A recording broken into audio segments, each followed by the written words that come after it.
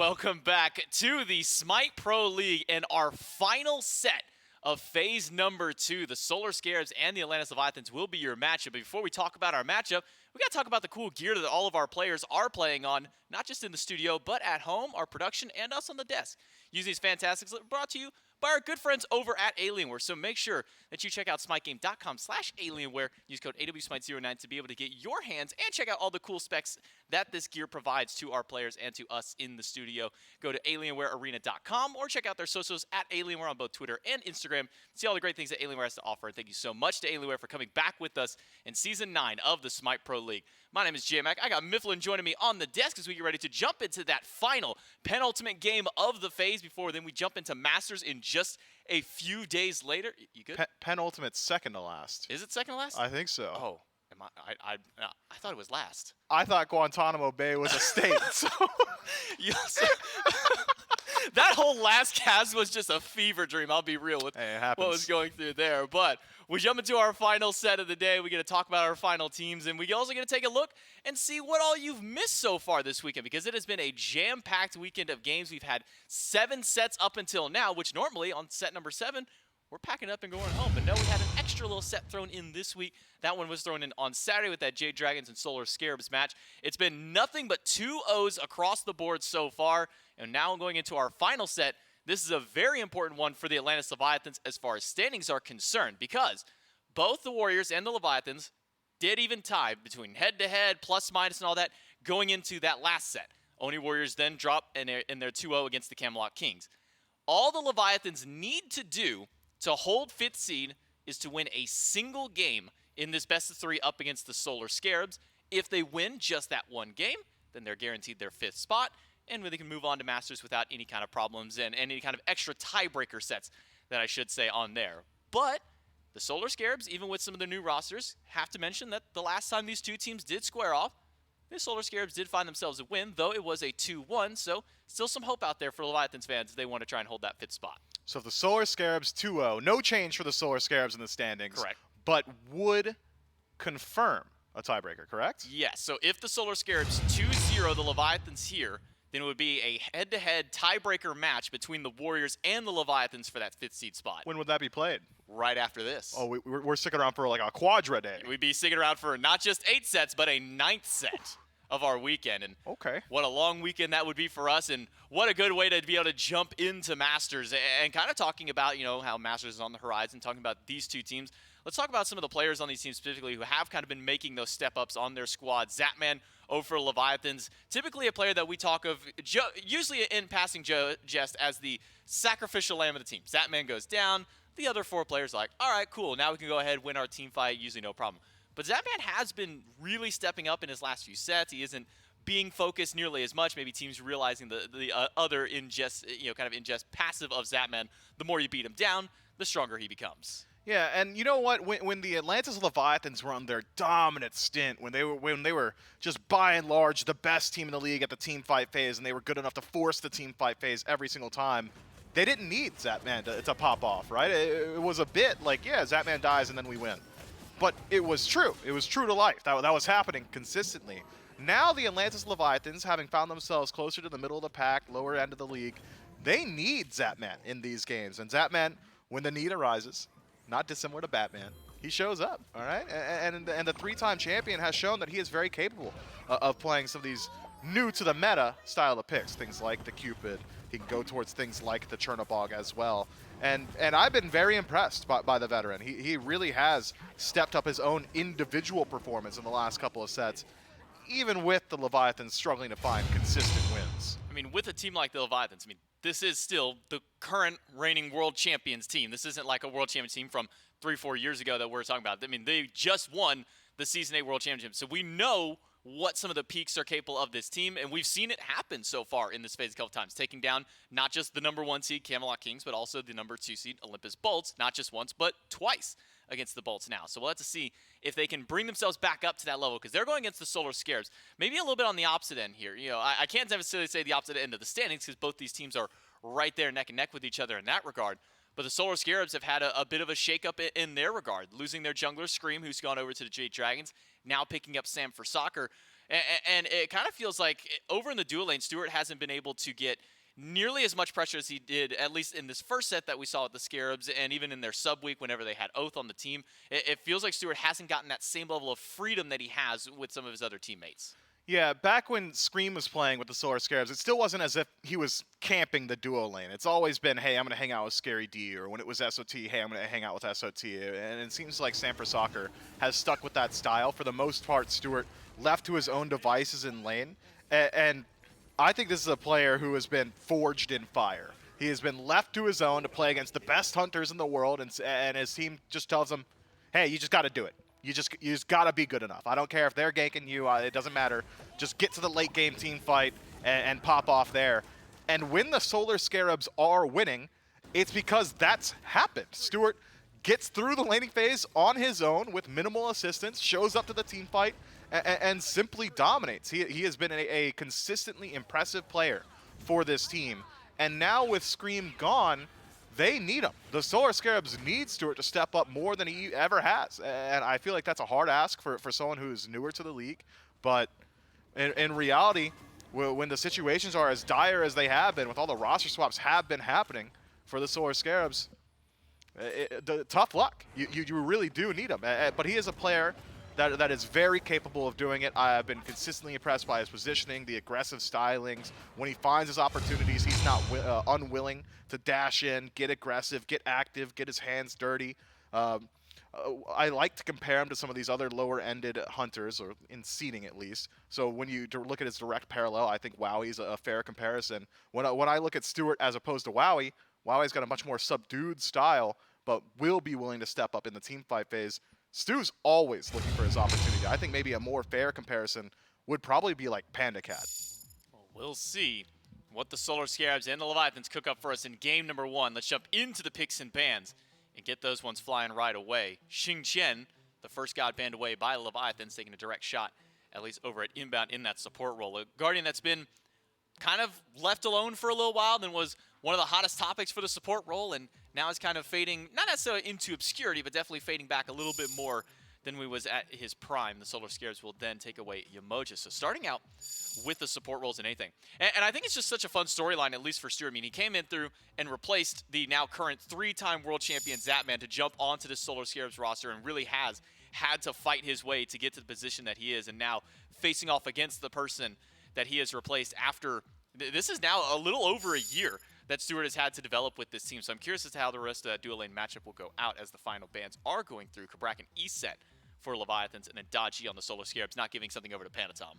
That is crazy. I'd almost completely forgotten that Zapman was originally with this roster. So when you even zoom out further, the Solar Scarabs lose Zapman, who is one of the most vocal players in the league. He is a phenomenal in-game leader. They lose Scream, one of the most vocal players in the league and a phenomenal in-game leader. The Solar Scarabs have been in this transitory period for so long, trying to figure out what their identity is going to be, and now have to do so all over again. I suppose in that situation, you really lean on Inbound for his veteran leadership. He's been a primary shot caller since his days in the console league, even winning the world championship the first time, or the first year that he had played. I suppose now it's his time to step up and show that he can be that leader for this team. But man, even with that information, I had completely forgotten the Solar Scarabs have just had a rough cut, man. They really have. I mean, they've lost so many, quintessential players on their team. They had Layers at one point. And then he gets replaced by Scream, so at least a net even trade in that regard. Maybe even positive or negative depending on who you talk to there. They lost SOT at the start of the year, now picking up Scary D. So many players have come and gone from this Solar Scarabs roster. You could almost make another massive team just out of the big hitters that have come through, and that would be a pretty stacked team. But Solar Scarabs just an incubation chamber for the rest of the league, huh? It almost feels like the Solar Scarabs roster is like the old of like Payne Diviand, who would just pick up a bunch of rookies and turn them into superstars. But in this case, it's they pick up the superstars and then they get moved over somewhere else. But jumping back into the picks and bans, Nemesis the first one out, Chernobog the first one picked up, and then for the Scarabs, Lancelot the first got selected in. Now has had mixed success in the jungle, more success in the solo lane. So do you think that might be indicative of kind of the placement of this Lancelot for this roster? You know, I'm not certain. Scary D is certainly one that has been very willing to go towards newer selections. Feels like every single time there's someone that is viable in the solo lane, Scary D is just excited to add something to the repertoire. So certainly potential to head over to the solo lane, but I know for a fact that Sanfrecocr has been playing this pick a fair deal. With Khepri locked in, I think I would like to see Lancelot in the jungle. Last time we saw Sam play it, it was a bit of a quiet performance, but now with that Scarabs blessing, acting as that safety net, you can really facilitate some of those deep dives that Lancelot is so apt to go towards. I was concerned about this, though. Surprised the Solar Scarabs prioritized the Lancelot over the Cupid, which has been so dominant. Maybe hedging their bets, saying that with Chernobog locked in, Cupid wouldn't be flanking it. But if that was the bet, they lose. The Leviathans, they've taken it. Especially considering that the Leviathans, up in these last couple of sets, have been so heavily prioritizing gods like Khepri for Sheento, and then you see that Khepri was banned away by Leviathans. Well, what's one of his next go-tos has been this Chernobog for that mid lane. So Leviathans drafted double Hunter Fafnir composition already. Plenty of auto attack junglers if you want to throw that in there. I mean, you look across the way, there's still Osiris, Erlong Shen, Gilgamesh if you want to throw his name out there, Kali, so much open for the Leviathans, but still the pick goes over to the Solar Scarabs. I love watching Discordia has really been on the rise, and with a win rate like that, maybe no surprise, 92% win rate in her 12 games played so far. This god has quickly become one of the most popular mid laners to be picked up. Discordia Cupid supremacy, it would seem. Now, one of them going to take a hit to their win rate. Has to, as they've been split up between these two teams. Discordia, I think, just very strong in these team fights. That massive cripple with the golden apple really displacing everybody. People talk about Discordia as if she's just purely this burst god, but Strife as well. Such a really good just disruption tool in these fights. I like to equate Golden Apple to a mobile no-play zone. Whoever you hit is just get away from him, right? All of a sudden he's so stinky, nobody wants to stand near him.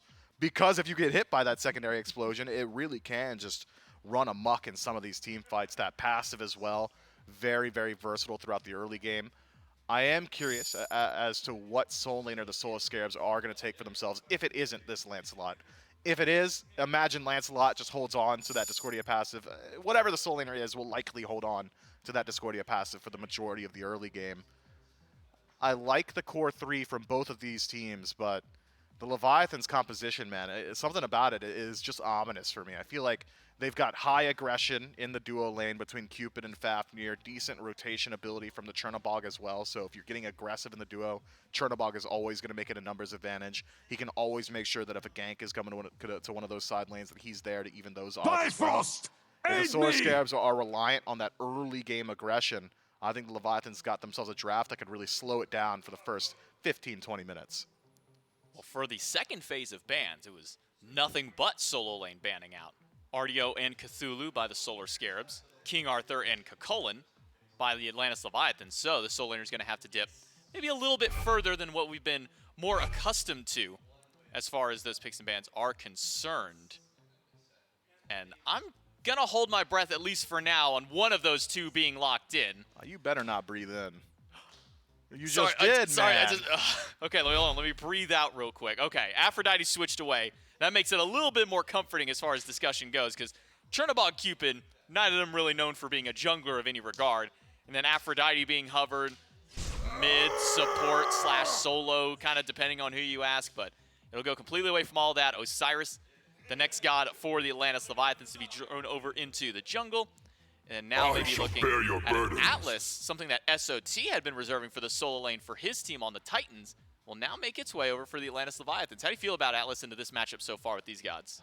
Atlas, pretty strong up against Khepri. You could disrupt the Abduct pretty easily. Heimdall has to stand still in that Bifrost, so you could displace him pretty easily as well. Atlas also has a decent matchup in the Discordia once she utilizes that lead the pool large enough that you could displace her in those regards. But with this composition that the Leviathans have drafted for themselves, I think that's the reason we're starting to see this Atlas. The defense shred on his ultimate is incredibly strong, and the conversation we had always had around these double Hunter compositions is, how are you going to deal with all the defense that is likely to get picked up on the other side? Usually it's, okay, we'll just have a Charybdis. She could defense shred on her own, or maybe it's a Stinger from AMC.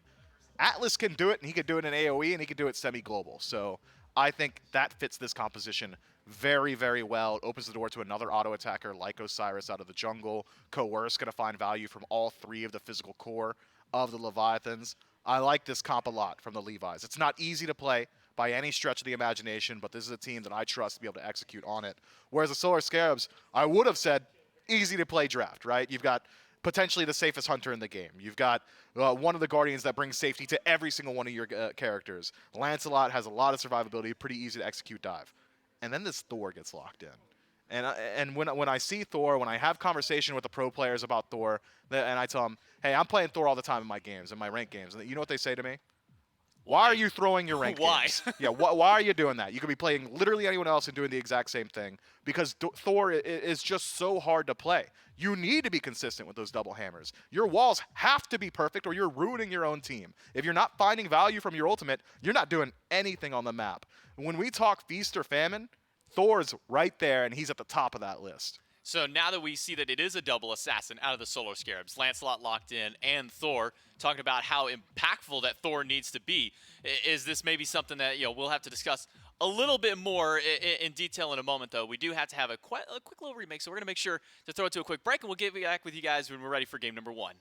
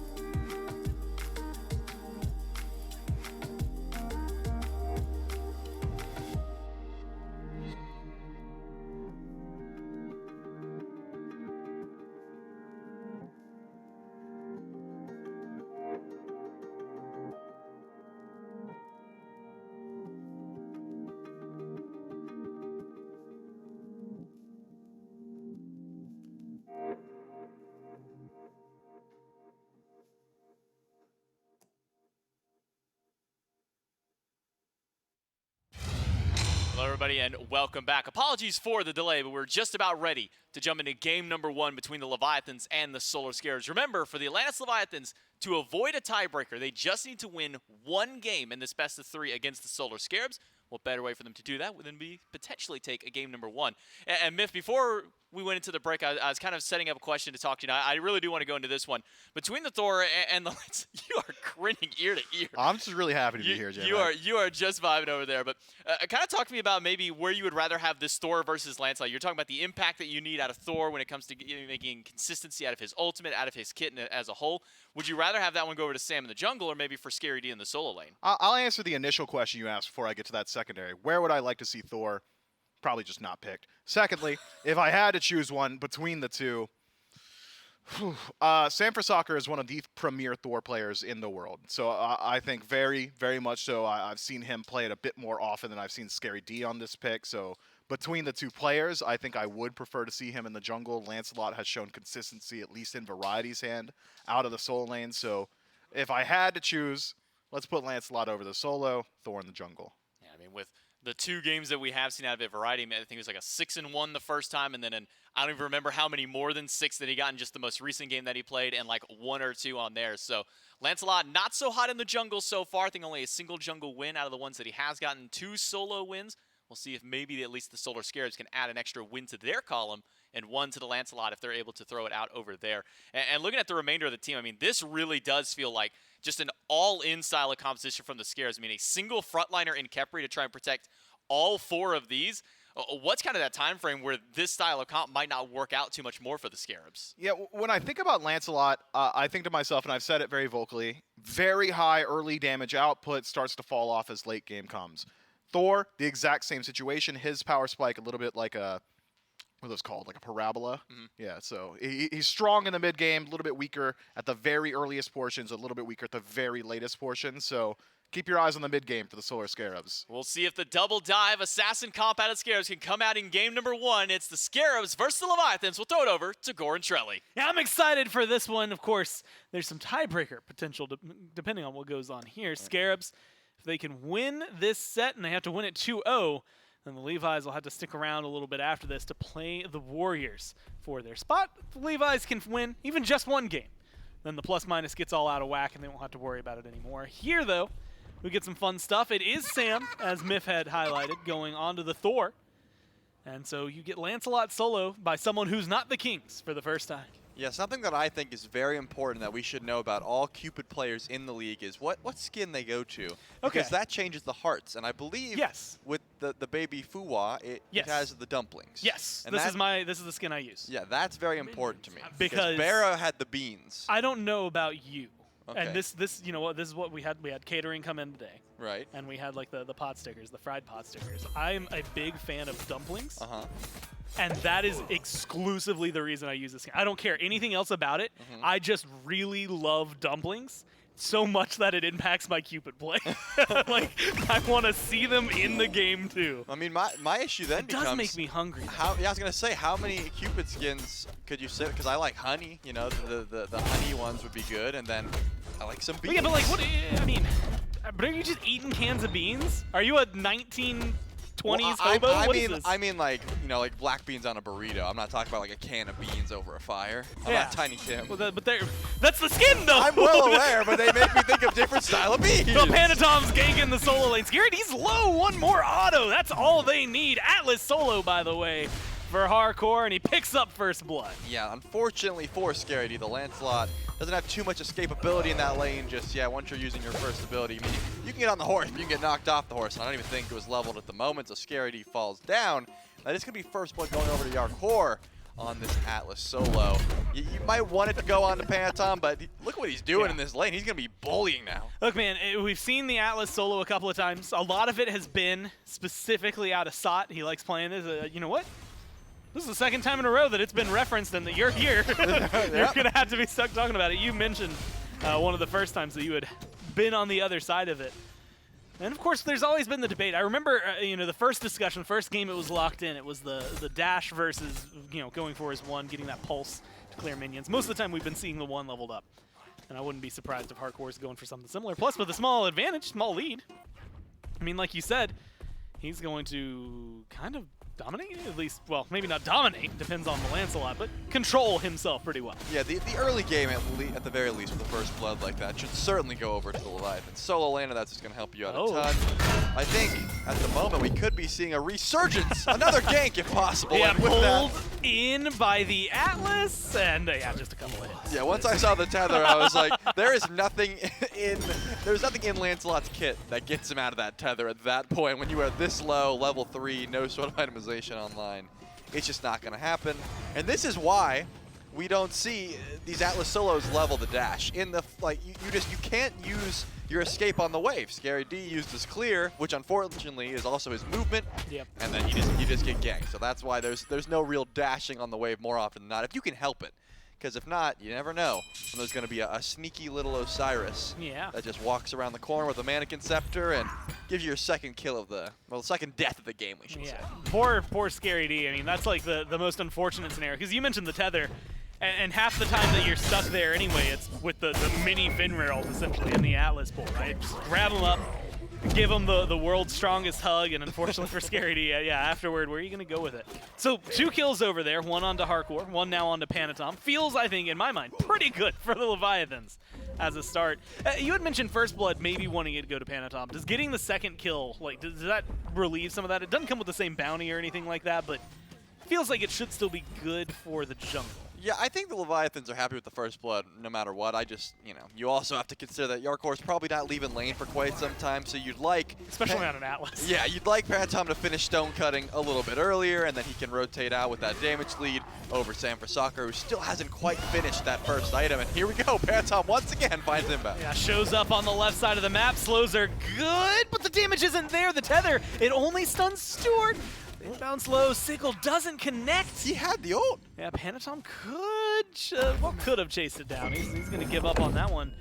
Scary D on the other side of the map, though, still getting bullied. Thor's here now, and he's going to change things around. The wall is good, and the damage is there. Scary D takes him to the joust and ends his life. Yeah, that's going to be a great answer back to that first blood that came to Jarcorrr. Now Scary D gets credit for the kill, should be able to back up, hopefully finish that Soul Eater and have a little bit of extra sustain in this lane, just because Jarcorrr has been sort of dominating. I mean, it's only been 4 minutes. It's not that long, but we've seen the poke come through. It's a hard lane to stay into when you are behind, but once that Soul Eater does get finished up, which unfortunately it didn't, we're not going to be able to see that. But Stuart actually hits a nice ult here. Yeah, Zapman traveling all around the realms. He's Cupid, so he's just going to dash away. Stuart, though, is going to get aggressive. Doesn't have a lot of mana to work with. Gets the wave push. And is feeling pretty confident after getting away there. Had the ult first, and Zap still hasn't hit 5 yet. Yeah, so should be feeling pretty solid about it. There's going to be the Fields of Love. So that was the biggest advantage Stuart has had and been able to leverage so far. Yeah, unfortunately for Stuart, I think just the beads was the plan there. And he's like, wait, Zap actually ate the ult. Now I have to chase him, or else I wasted my own ult, and it just didn't work out. Zap wasn't scared. However, Inbound is already on this purple buff. It's getting low, but here comes Ronngyu as well, trying to steal this one away. Yeah, presence there, purple buff. He's going to get... Ooh, not yet secured. Instead, Sheento comes in. Now Stuart's trying to get away. Good stun in the Bifrost, slows him down, but he's still going to be able to disengage here and get out of dodge. Inbound. Luckily for him, look, Khepri's not known for speed, not known for mobility, and not known for being swift, but he manages to get out of there no problem. Jarcorrr, on the other side of the map, has to ult match. Trade Scary D.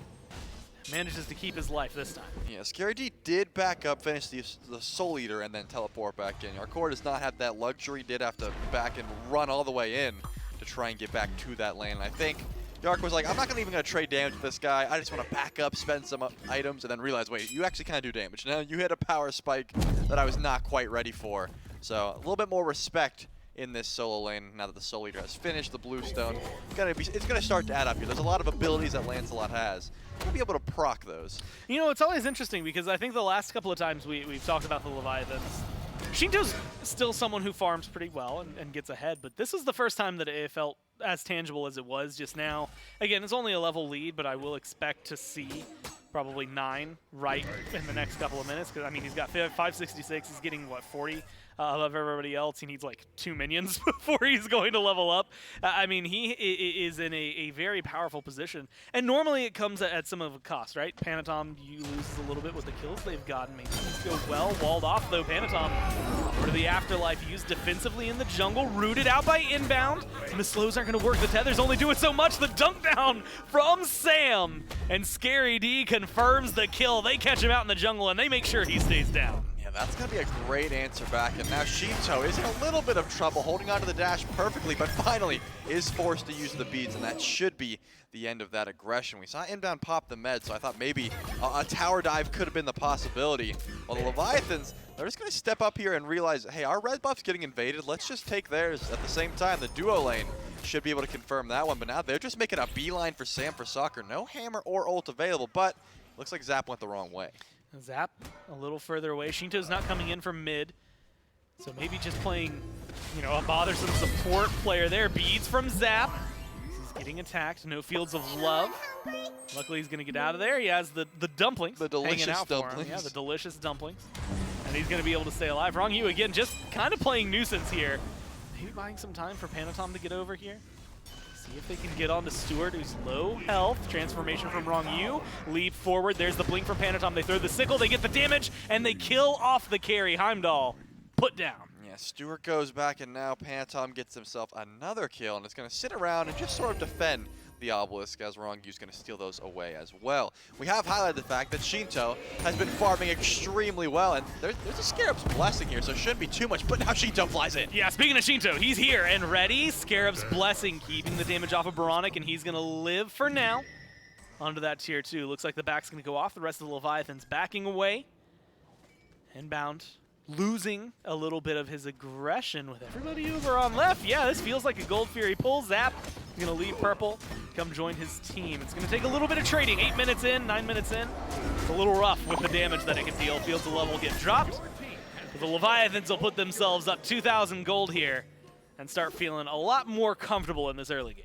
And it will be a happy new year, as we saw the ultimate go down as well for Zap to make sure to confirm that one. Just a lot of DPS that was needed, because as you said, this is a very early pull at a Gold Fury. 9 minutes in. Sam for soccer goes up to the sky. It looks like he's not going to get anyone in solo. He's looking towards the mid lane, but even that is going to be a tall ask, and right back down he goes. No action for the Anvil of Dawn. You know, you're looking for a kill after an objective pull is always a great time, because they haven't quite spent that gold. Panitom finally goes back to base, so catching out that Osiris would have been massive. Unfortunately, just not going to be the case. Panitom not leaving that tower line doesn't really open up any sort of avenues. If I'm the Solar Scarabs, I'm thinking you need to get active in one lane specifically, and that's around your solo laner. Scary D is 11, tied for the highest on the map with Sheento. This is your driving force. He's your driving horse, if you will. And this is who you need to fight around. I mean, I just had I appreciate it. Honestly, I like it because I didn't even see it was there, and I'm happy that you did, and you envisioned it. You know what, Trello, you made it become reality. I'm also interested in seeing, I think, just everything. Also, and we'll have to hold that thought. Panitom's making his way over to the right-hand side of the map. Scary D, you were just talking about him being someone the Scarab should lean on. He uses that horse to get out of here. The ult going to be down. The jousting stables disappeared. Cyrus not in the passive, so he can't quite walk through the wall just yet. But he's gone for Toxic Blade, of all things. And early on, that's a little surprising. I feel like it's not something that I'm used to seeing, at least this forward in the build. Yeah, given the matchup, it doesn't look like there's too much healing. Scary D does not have the ultimate available. Picked up, slammed down, and unless he's got some fancy footwork, should be going down here. Yeah, oh no, but a res from Inbound, so well played. Panitom leaps in, but does not hit Scary D. Damage from Sheento is here. oBoronic, Scary, forced into the tier 2. The CC is there. Oh, and they lock down the support. They're gonna get one kill, and unfortunately for Inbound, that kill is him. Yeah, I was just about to say this Toxic Blade, you know, it's going to give you some extra damage and extra anti-heal up against Scary D's Soul Eater, but more specifically Inbound. He's went for this meditation and this Mail of Renewal. On top of the Benevolence, there's so much healing built into the supports kit as is. So the Toxic Blade not only does it give you that anti-heal, that attack speed, health, and movement speed, it's just a stacked item in pretty much all of the stats around. It's also going to give you tons of utility up against this new style of healing build that we've seen, more specifically on picks like the Khepri, but a couple different Guardians have been trying it out, and it seems to be working. And even Stone of Gaia coming next, so Inbound is going to try to be a pseudo healer now, just get as much HP 5 as humanly possible. So anti-heal might be the priority for a reason. I mean, I was going to say, you get a Toxic Blade early. They've got a Contagion way earlier than I think I've ever seen a Contagion. Honestly, maybe more often than I've ever seen a Contagion being built. And so good pickups here from the Leviathans to help deal with that. Kind of a bloody match, 6 kills, 12 minutes. Not quite as bloody as whatever we just watched between the Kings and the Warriors, but still a lot of pressure. And on the Levi's as well, man, it feels like this is a team that grand scheme, big picture, it's weird to talk about in this position, right? We're in the conversation of, well, if they lose 2-0 today, and it's like, hey, hold on, pause. This is a Levi, this is the world champs you're talking about. Are you really having that conversation with anybody that's not the top 2 teams? And it's like, well, yeah, because they're not up there anymore. I mean, yesterday losing to the Valks puts them in this kind of precarious spot. I mean, to the point where this is almost the true battle for 7th. It might not change the standings that much. But in reality, Valks beating Levi's, if Levi's beats Scarabs, in theory, you get a nice little arrangement for how those teams are feeling going into Masters. Yeah, well, given the situation, given the fact that the Leviathans are sort of on the chopping block in that sense, they do need to perform here. It looks like they're doing pretty darn well thus far. They still have a fair bit of gold. Only 12 minutes in, having a gold lead like this is certainly nothing easy to obtain. They have been fighting. 3K? Yeah, 3K. They've been fighting well. They've been farming well. Not to say that the Scarabs haven't been doing the same. That, fighting through Scary D specifically, that's really the only place that they've been able to get active, and that's where their only real XP lead was until Jarcorrr ticked over to level 13. So I still think if the Scarabs are looking to get aggressive, if they are trying to fight, it has to be on this right side of the map. It's not to say that Stuart can't fight, but I don't think you want to put him in that situation. He doesn't quite have the itemization online just yet. He's got Transcendence and Aussie, but would love an Executioner, would love a Kin Size before he really starts swinging against these tankier targets. I mean, there's 3 tanks on the sides of the Leviathans if you're counting Panitom. Yeah, it's a lot to try and burn through there. And Panitom, I mean, at this point, the quote-unquote, let's call it tankiness that exists for him is just warrior scaling, nothing maybe in the build. I guess a little bit of health from the Toxic Blade you had highlighted earlier is going to help sprinkle in on that, but we'll see how well he can hold up through the onslaught. And more specifically, how well Stuart can do. Thought maybe something could explode here in mid. Ronngyu been looking for hammers and presence and pressure. So it looks like just safety for them. Mid camp's left side going towards the Scarabs. They might go for a red invade. It's already been dropped. They're still walking forward. Ronngyu gets the hammer.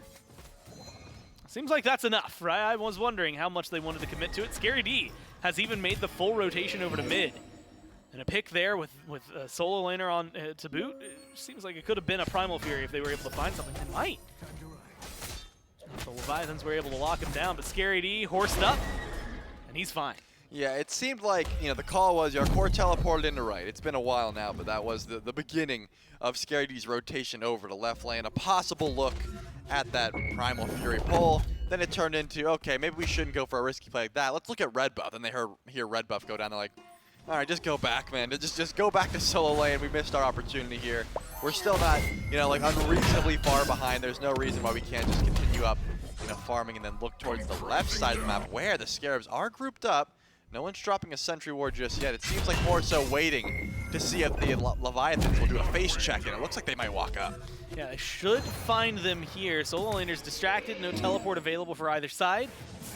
In theory, you have to think that horse is going to enable one side, maybe a quicker rotation than the other. Zap, unfortunately, we catch it as he loses the purple buff there to Stuart on the Gjallarhorn. So now feeling pretty solid, at least in terms of some farm over there. And Stuart's had a comfortable lead. I mean, he's 0-1-0, but outside of that one death, has been very controlling in this lane, willing to step up to Zap. I mean, earlier you had seen, or you called it when he was trying to force beads, didn't force beads, and just took the fight to see what could happen. So not any explosive plays between them, but little moments like that one that are maybe leaning a little more Scarab-sided. So you said that Scary D rotates quicker on the horse, and I tend to agree. But what's faster, the horse or the laser from Jarcorrr? Because that would the laser will definitely get there the most. That would certainly beat him there, but it depends on if you're hitting. Because if you just miss, then it doesn't really matter that you sent it over. But if Jarcorrr hit a 5-man ult, steal Gold Fury in the process, then it doesn't really matter if he gets there first. So you always gotta watch out for that. If Jarcorrr hits a 5-man ult, period, I don't care if he steals a Gold Fury, it'll look good. Zap wants a fight. Gets knocked up, the autos are there, Inbound's come to save. Thor is here too, but Ronngyu joins the fray. Zap's still gonna fall from the hammer from Sam. Now the jousting lot is thrown down, and the damage is there. Sheento dodges some in the wall, but is not able to escape. Scary D finds a kill, and they're able to put down 2 on the Leviathans. Yeah, 2 for absolutely nothing thus far, and it looks like now the Scarabs are going to head towards that Primal Fury. The rest of the Levis are here 3 strong, but it's getting shredded down so fast, they can't even go for a steal. Can Jarcorrr Here we go. find the laser? Too late. It's lining up. There was a 4-man. The Fury goes down. He's still lining up. Yeah, maybe I should correct that statement from before. Maybe he does need to get the objective to make it a little more impressive. Unfortunate for them there. And the Scarabs immediately made a beeline towards the Pyromancer. I thought they were going to be for sure on top of that. Try to get themselves right back into it. Because with that Fury, they essentially tie this back up. About 300 gold separating them. With the Pyromancer, you could take the lead. Here the Scarabs, they're going to start it up. Doesn't seem like they're feeling completely confident in their chance to 50-50 it. Now Scary D with some CC might get caught out, pulled away, tethered down. Is going to have the ult though. Gets right back under the tier 1 and escapes the clutches of the Leviathans. Yeah, whenever that ultimate is up, it just seems like Lancelot is, unless you're up against a Ymir like we've seen, unless your ult is literally getting walled off, or a Bracket, you just have such a free time out.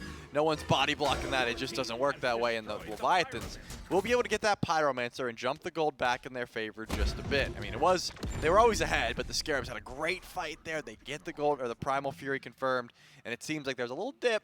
But now the Leviathan still just in charge for the time being. The aggression was coming off the back of the Scarabs, though. So now we have to look at the fight coming through. Zap obviously used both relics. Yep. He would have loved to be able to, for that fight to go a little bit differently, but opted to go for the Odysseus bow into the kin size. Didn't quite have the kin size, and that's really where most of your damage comes in a build like this. Sanfrecocr knows exactly the timer on those relics. He's got 45 seconds. That's why he's standing here. He could go for an ult if Zap decides to step up, but Zap's been playing this game for quite some time. I don't see him going past that halfway mark. Yeah, the standard gank for Zap is if there's not 4 people in his lane, is he really playing Smite? Like, you know, at that point, it feels different for him, and it might just be because he actually gets to relax. And so moments like that here, Trebuchet destroyed in mid. So nothing big coming out of that. I love watching Sam's positioning, though. You had kind of mentioned it. Someone who can gank pretty well from far away. Mifflin had mentioned if you're not getting anything with your ult, then what are you doing? Sam has been able to find some really good ones so far this game.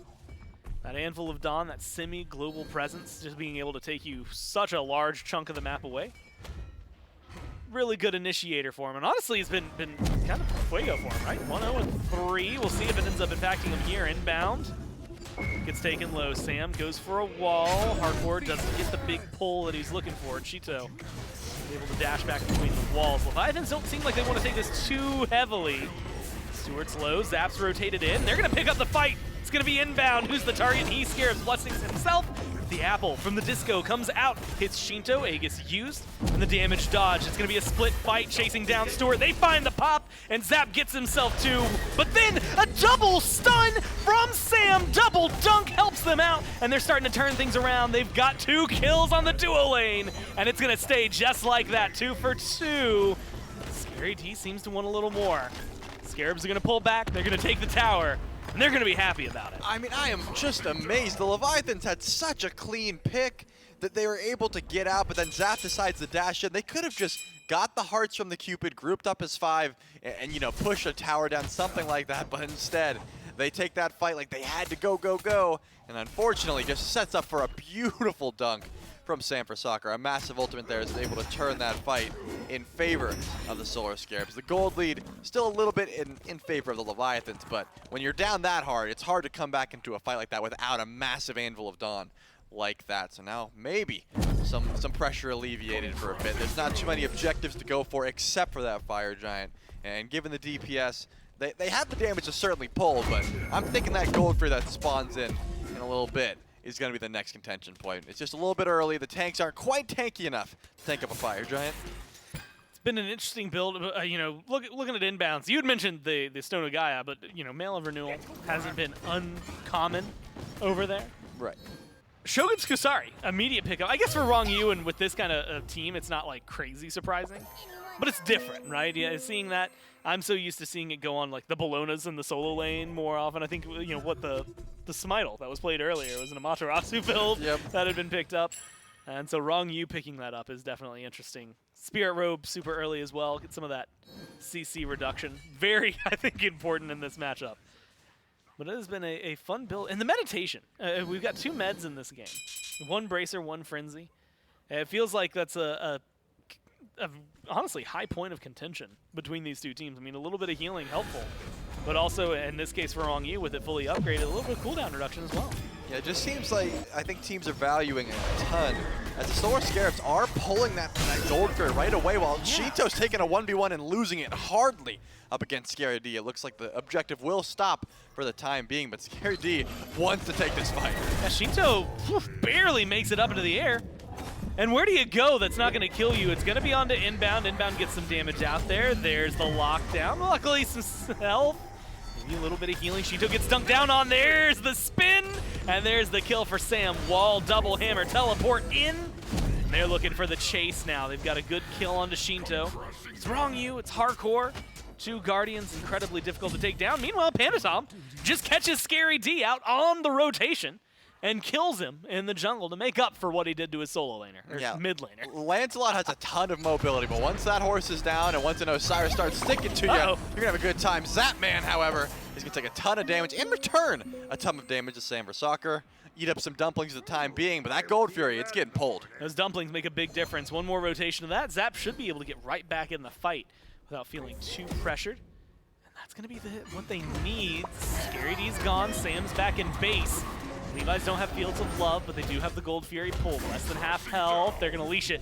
And look for the kill onto Inbound. Stun is good. They're trying to find the CC. Pull back from Jarcorrr. And then a brilliant Heart Bomb finds damage. And the chase down. Panitom is able to get Stuart. Now oBoronic just trying to stay alive. But unfortunately, those beads will not get you out of here. Sam tries for the wall, but it won't be enough. That's 4 Scarabs gone. And the Leviathans have the option to pull this Gold Fury, but they're looking for a little bit more. They want Sam for soccer, and I imagine they could go right towards that Fire Giant. Jarcorrr actually teleports the right lane, so in my mind, they should be going right for that objective or grouping up for at least the Pyromancer, but when you had the option, I think you take the Fire Giant. Yeah, 30 seconds without Stuart or oBoronic. Who's going to step up to you? Sam? He's low. Forced back to base. Scary D has ult. Looks like he's going to get zoned out by Jarcorrr. Should see this. Can't do anything about it. What burn on the Levi's? I thought we were going to be halfway at this point. I'm waiting for the engage. Yeah, it turns out Shoguns and two Hunters. Feels pretty good. And they get the Fire Giant. They've got it on 5, and they've been winning the last few fights. Yeah, Panitom with the Executioner as well, making sure to shred those protections for the rest of the team. Rest of the physical damage dealers, I should say. Zap and Sheento are definitely enjoying that one, and now you get to grab the Gold Fury. So that's the big brain play. Don't grab it when you can get it, when you can get something better. That Fire Giant is going to look a lot better with his extra gold in pocket. Now the Leviathans have the option to back up, grab their buffs, spend some of that gold they just earned, and start picking this map apart. If you've been paying attention, every single tower is still available for the Leviathans to grab. They have a lot of gold in their pockets yet to come, unless, of course, the Scarabs decide to defend. It's not such an insurmountable gold lead that they cannot step up to these tier 2s. I imagine tier 1s let them go, tier 2s fight, and if you don't fight for those tier 2s, that's when the gold's going to get out of hand. Yeah, that's actually an interesting thing, though. You know, 3 towers down for the Levi's, but still, up to this point, you know, now a 4,000 gold lead pushing towards 5, towards 6, things like that. And so, impressive, I think, from them. The map state has been so out of their control, and they've been able to hold on as best they can. So good from the Scarabs to keep it that way. But now, like you said, it's all going to depend on where they put their pressure. And they spend some of that gold, right? You talk about it. Scary D has been very present in this game. But now when you look at the big differences, not level, not experience, none of that, just an itemization. You've got a full item up on Ronngyu. You've got a tier 1 or a tier 2 for pretty much everybody else. And now tier 2 over and left going to fall down. I assume the same teardown is about to happen in mid. Feels like the Leviathans, even if they don't get a Phoenix with this Fire Giant, this power play is going to afford a lot of itemization for the future. Yeah, certainly could be the case. I saw the Scarabs group is 4, and they were looking for that Phoenix just in a base race type situation, but Sheento was like, hey, I can stop you guys pretty safely. I've got relics. And then just ult and join the team whenever I need. So that pretty much ended that play. We do see the tier 2 and mid starting to look down, and the Scarabs were trying to defend for a bit, but that's not going to go too well. 2 tier 2s down, the gold's still climbing, and for the Leviathans, 10,000 now. is that right tier 1 and tier 2 should be looked at. And to your point, a minute and 20 seconds, the left side Phoenix would be the one they go for. It would be a risky call. You don't have that much time to try and break the base on this Fire Giant. See where they go. Tier 2 on right, the last tower standing for the Scarabs taken down. That's 6 towers in this matter of minutes for the Leviathans. And a minute left on the power play. They're going to back up here. Now, normally, especially with timing like this, feels like they're already starting to think about maybe the next FG. Trying to go for a Phoenix will take about 30 seconds to get to the other side, maybe 20. And then a little bit of time trying to break the base. Defense for the Scarabs, though, you know, not just here, but if we're talking another FG fight and then potentially a Phoenix defense in the future, what are they starting to hang their hat on? Where are they leaning on? Where are their strengths to stop this steamroll that is the Leviathans? I mean, you're looking at Scaredy gank to the backline as he's been able to do throughout this game, and you're looking at a massive ult from Sam Prasaka. That's what needs to happen because, you know, given the situation, Inbound's got some HP 5, but he's not living through these fights. Ronngyu already has the Emperor's Armor, so that's going to mean the Phoenix isn't doing as much as you would really hope for it to do. You know, someone needs an Emperor's Armor. I imagine Inbound needs to go at next item, but even that will not get online before it's siege time. We did see the Leviathans grouping up in the jungle, hoping that someone would step up, but that Fire Giant falls off in 1 second, and no one was taking the bait. Scarabs are just going to get set up around this Fire Giant Pyromancer side of the map, where the Scarabs are, you know, they're going to back up, actually. I was going to say, they have the option to try and set up an ambush themselves, but you'd love to just stall this game out, you know, stall for some farm until you can really contend with these sorts of fights. You're going to have to worry about it now. Sam's beads burned in mid. He doesn't use those. Zap hits a heart bomb. Could have been a relatively big play. Sheento's doing the Chernobog thing. He's been split pushing over on left. At least getting a minion wave up there. That's the downside for the Scarabs. At any given time, Chernobog just doesn't need to be there. Fire Giant spawning in 20 seconds. I'm surprised the Levi's are putting as much pressure on the Phoenix as they are. Then again, with the healing that Zap's brought, doesn't seem like they're too worried at all. Fire Giant's going to come back in about 10 seconds. So this should be a back reset from the Leviathans. And they did a tic-tac-toe 3 in a row. They got all 3 of the neutral objectives. Pretty much one right after the other. So it's going to be Fire into Pyro into Fury respawns here. That could be a big deal, especially if the Scarabs get advantageous positioning.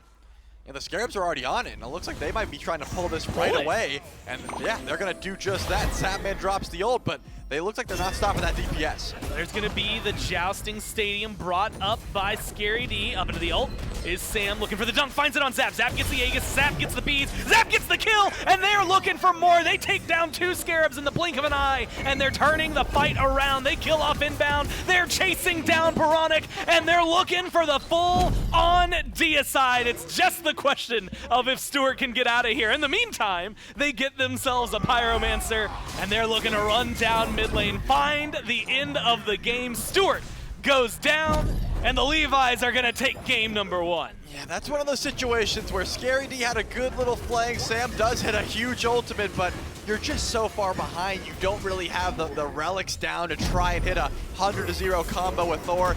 The rest of the team was so split apart. Inbound can't even get a Scarabs, blessing off because of how much CC the Leviathans had. I like the map idea, right? I don't think the Levi's were really going to lose that FG or really lose that fight, so take the fight to them. It just didn't work out. You're too far behind. Enjoy the engage. I think a lot of damage at first, but like you said, relics, Zap. Yeah. Look, sometimes that Aegis does nothing. That one earned its keep, man, and he was able to get a lot from that with the beads as well. I mean, look, presence, though, from the Scarabs. Admittedly, a little right side heavy, a lot from Scary D, a lot from Sam, but a lot more competitive. Look, and that's what I'm looking forward to with this team. It's rough when the roster swap is admittedly forced upon you. It's not something that they really chose to walk this path. They're looking pretty good here against the Leviathans despite the loss. We'll see, though, if the Leviathans can take this 2-0, or if the Scarabs can get that punch back to be a little bit harder as we take a quick break before going into game number 2.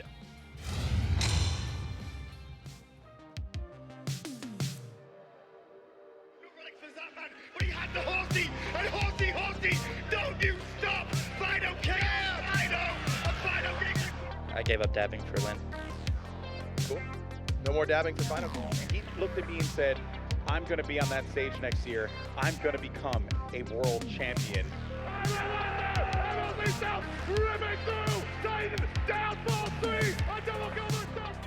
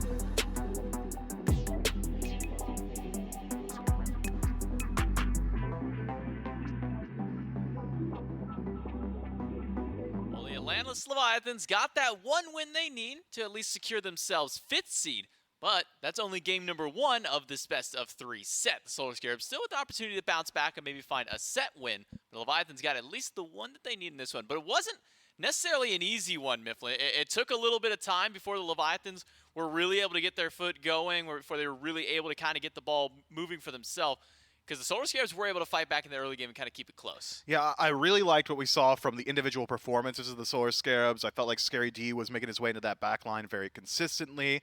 Can't take away from Zapman's performance on that Thor. Multiple dunks, saving some of these team fights.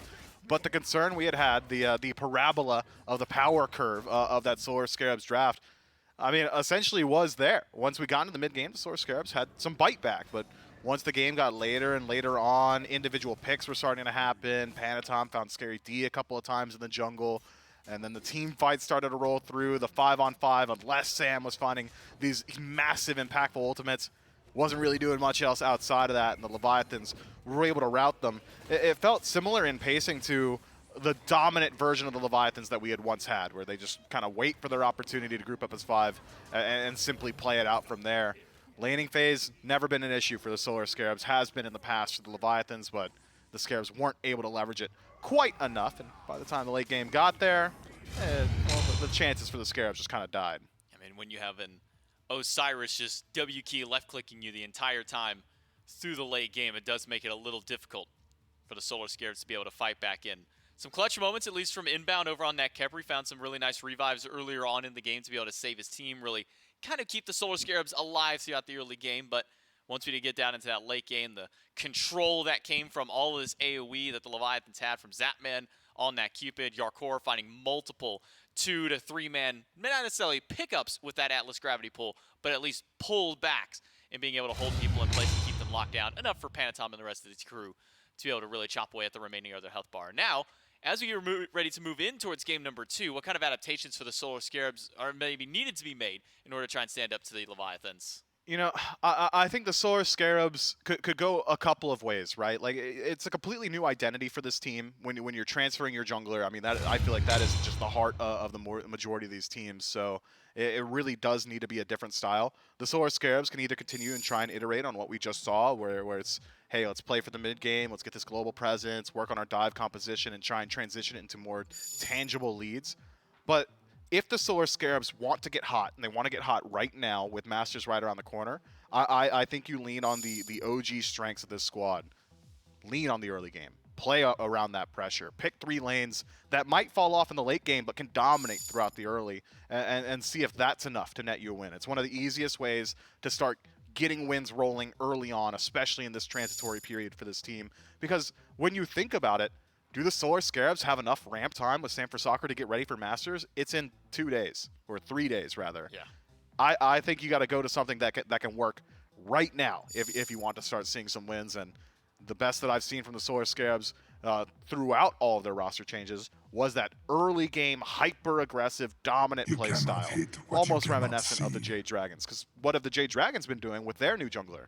They got back to just ramming it down the early game. Oh, yeah. Let's see that from the Scarabs. I mean, I think the longest Dragons game that we've had in the 3 this weekend was somewhere around like 28 minutes, or if even that long at that point. The Dragons have been doing nothing but that. Maybe the Solar Scarabs can look to do the same.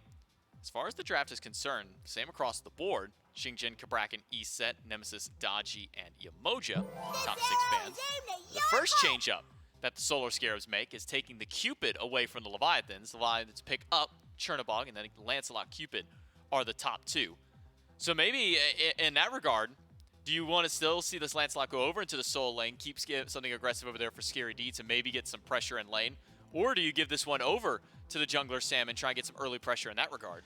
You know, it pains me to say it, but I think Lancelot might just be a Soul laner. I've just been really impressed from what I've seen from this god in lane. The Soul Eater start, the sustain, the poke potential, the rotation potential with that enhanced movement speed in the horse form really does make for a very potent Soul laner. That's not to say that he isn't capable of being played in the jungle, but I feel like you more so need to build your composition around the Lancelot when he's in the jungle, whereas when he's in the Soul Lane and he's got that defensive style of build, a little bit more so bruiser in the late game, he can kind of act as that solo agent, whereas in the jungle, you're raw damage. You need someone in that backline that can dive at the same level to really follow up. So, long answer, I like Lancelot solo.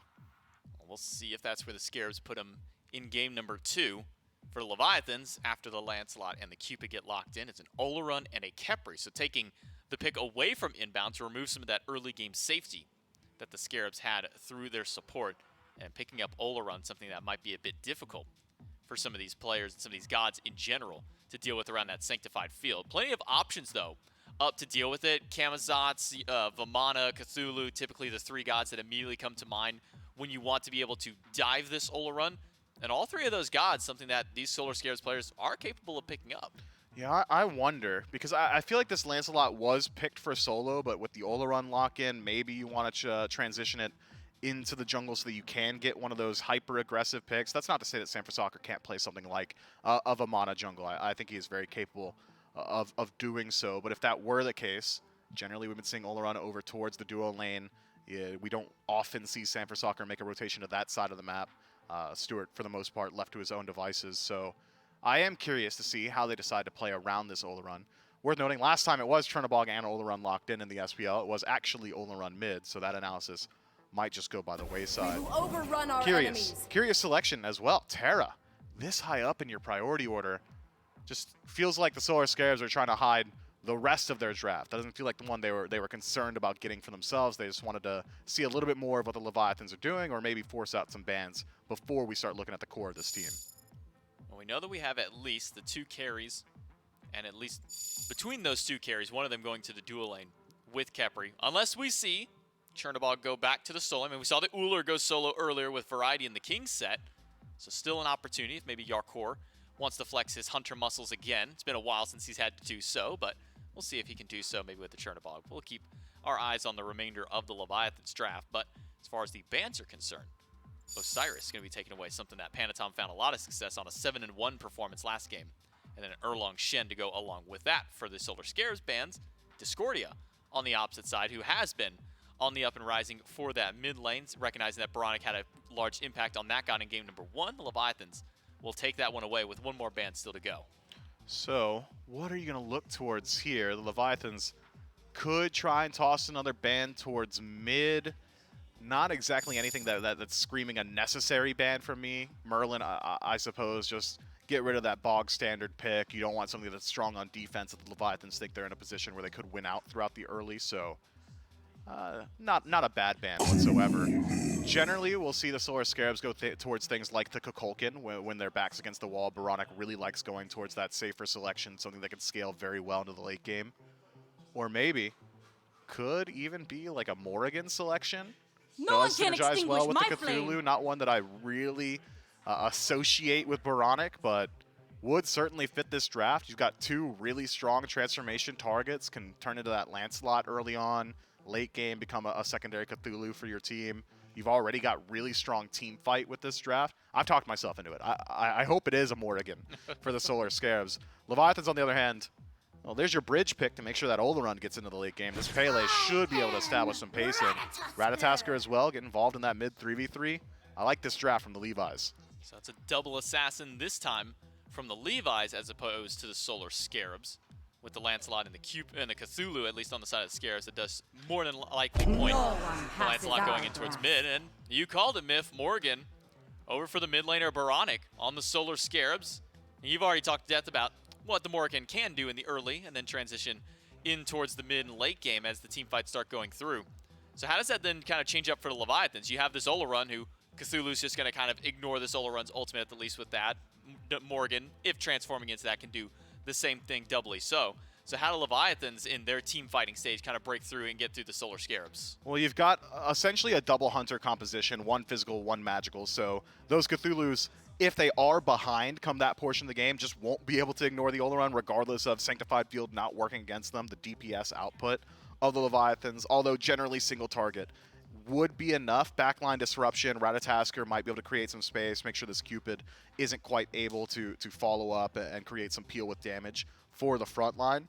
I think the Leviathans probably will just say, hey, let's deal with the front line as it comes to us. Let's not concern ourselves too much with diving, because I don't think they need to dive. The Solar Scarabs are going to bring the fight to the Leviathans, so it's more so about kind of hunkering down and dealing with that. Become that unstoppable, or not unstoppable. What's the opposite of an unstoppable force? An immovable object.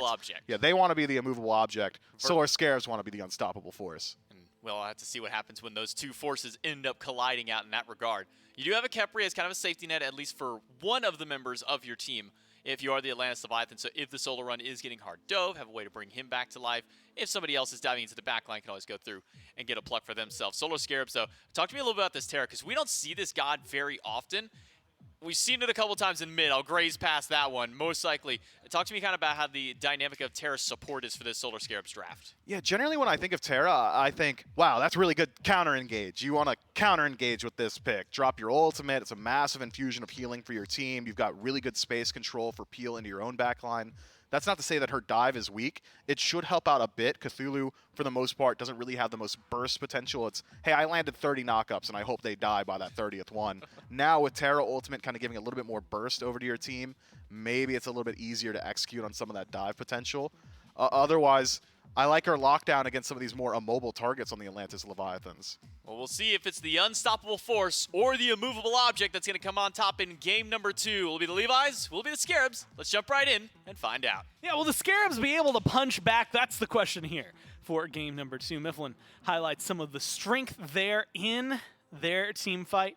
Of course, with the Cthulhu, what that Morrigan, specifically what that Terra can bring. It's Gore, it's Trelly, and it's game number 2 here as the Levi's take on the Scarabs, and it's Rat solo.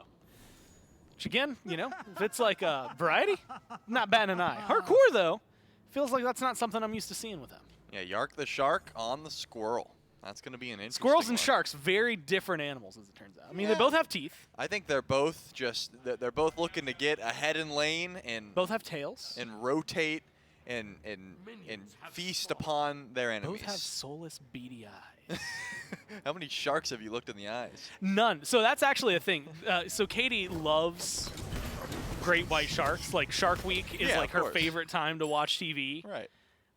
And she has this dream of seeing a great white in person because she wants to see if their eyes are as soulless in person as they are And Shark on Week. TV. Right. And so she actually looked it up very recently and has been telling me a lot. And like, most of people would refer to this as hinting.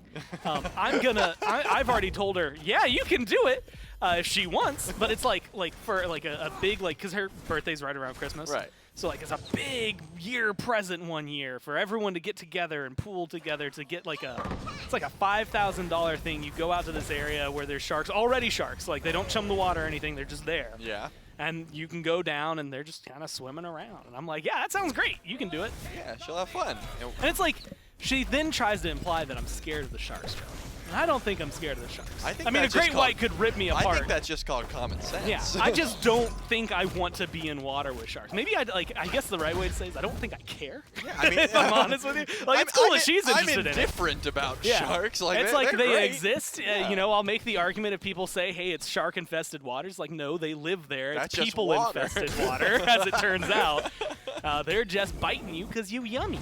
That's all that happens. And you know, Jaws is a work of fiction. That's what we really come here to say. All of this PSA. to say, Ratatoskr's looking good More here. people die from like vending machines and cows a year than they do from sharks. That's Yeah. all I'm saying. The statistic I always see is coconuts falling on your head. Even that, apparently, kills more than sharks. That's kind of frightening, dude. We don't got any coconuts. No, out I there. haven't We're seen safe. one as of recent, but just keep your eyes peeled. Make sure you're always... You never know those coconuts waiting around the corner with a gun. You do never know. That is true. Either way, we're in game 2. And we got there through squirrels, something like that, because Ratatoskr's in the game. Inbound in a little bit of trouble. Body blocks good from Ronngyu, and they want a little more, trying to find the lockdown. Inbound gets the double dash, and the Terra is safe and on out of here. safe. But Ronngyu did pop the Onk there, so possibly an extra bit of kill potential that was just not realized, and now some sustain will be flying out. Actually, Zap changed, or no, sorry, this is Stuart now. That makes so much more sense. I was like, wait, Zap was going the different skin. So Stuart is going for the monster skin. I don't know what the hearts look like on that skin. We'll have to pay attention to what they are, but yeah, they can't be as cool as the dumplings. As mentioned as before, because I'm obsessed with the dumplings for some reason. I think it's just because, oh man, there's something in that skin. Again, when I play with Katie, she hates some of the voice lines in that one because Cupid's voice is very high-pitched. And I like to spam annoying commands when it's like that, so that's on me. And I'll own up to that one. We'll see what the hearts look like. And you know, there we go. So little potion bags. Little bags? Yeah, it was either like a sack of gold or a potion. We'll call it in between. Call it both. It's something that's yummy for you and brings health, which Inbound is going to need desperately. A little bit of damage. Olorun for Zapman, because it's finding some damage in there. A duo lane that has been a lot of like punches and then punch backs and then punches again. But no one quite yet dead. First blood not on the board. Sam swapped over. Thor now on the Lancelot. And you were telling me earlier that you liked him in the jungle. Yeah, I do like Lancelot in the jungle. What I more specifically like is the double Lancelot combo that we saw earlier in the week from the Tartarus Titans, and now we'll get to see how the Solar Scarabs opt to go for it. Panitom is here, no volcanic lightning, so I don't think any sparks will fly. There's not going to be any kill opportunity until level 5 comes through. However, Sam, he is level 5, and there could be some chase down here. Yeah, this is a good assault so far. There's going to be the double joust. They got the horses in the back. It's not even fair, man. He doesn't have a lance. No one gave him the horse. Like, he didn't get to armor up. I don't know if that joust is honorable, but they don't care because they get first blood. They brought, I mean, it looked like Panitom brought fire to the lance fight, and that's just not going to work out. That's all really Pele had. And not even access to the lightning, so it was really just the fire and the lava. It's not enough to try and live through on. I think the double ult was a bit overkill. I think Sam for Soccer probably could have gotten that kill without ulting, because Oboronic, you know, decided to ult first. Doesn't really matter at that point. You're confirming first blood, and you're also putting the Leviathans behind. More specifically, Panitom behind, who you would love to shut down early. So this is definitely a good look, a better look than the other start of the game. And now you gotta think that, like, you got the Morrigan combos, right? You've got a Lancelot, you got the Cthulhu. Like, what an obnoxious team fight!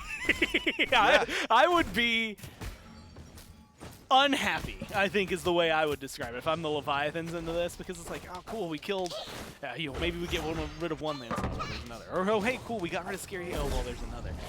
I think Oboronic goes pretty high up on my tier list of people that need to die this game if I'm a Levi's fan or player. Yeah, I would definitely think so. Once Scary gets some more itemization online, the Cthulhu could be a potent transformation, but I'm pretty cool with just sticking with the double Lancelot because of things like that, where you use the first one, force out and escape, you use the second one, you're not running away from both of them. So we'll have to keep our eyes on Oboronic and Sam for Soccer, how they do decide to combo with this combination of abilities. Sheento is getting a little bit of damage sent his way. Still does have a dash.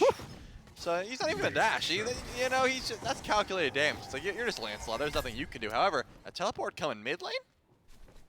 Yeah, Scary's here. We missed the memo? Did they miss the memo? Somebody missed the memo, but I don't know who it is. I don't think it's us. I think it might be them. Check your email. I'm not sure. That's a heavy cooldown. I mean, admittedly, it's only a little down behind where Jarcorrr is, and Jarcorrr only gets a couple of minions, so it's not like it's crazy different. Now, though, do want the fight in mid. Oboronic is the target, and look at the damage from Panitom. Ronngyu gets credit for the kill, but we know where that one came from. It's the jungler through and through.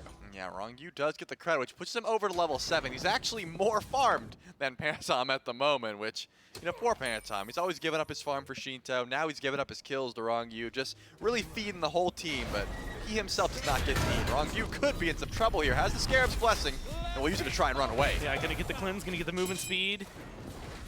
Turn around. Sheento's joined the fray. Inbound has no mana. Good walls, collapse and stun, and that seems to be enough. Get him out of here. Gold Fury. Well, it's early. But I was wondering if the Levi's, with that heavy of a rotation, were maybe going to look at it. Sanctified Field's still up. And maybe just waiting to be used there by Zap. But no. Charlie, they call it quits. Back away.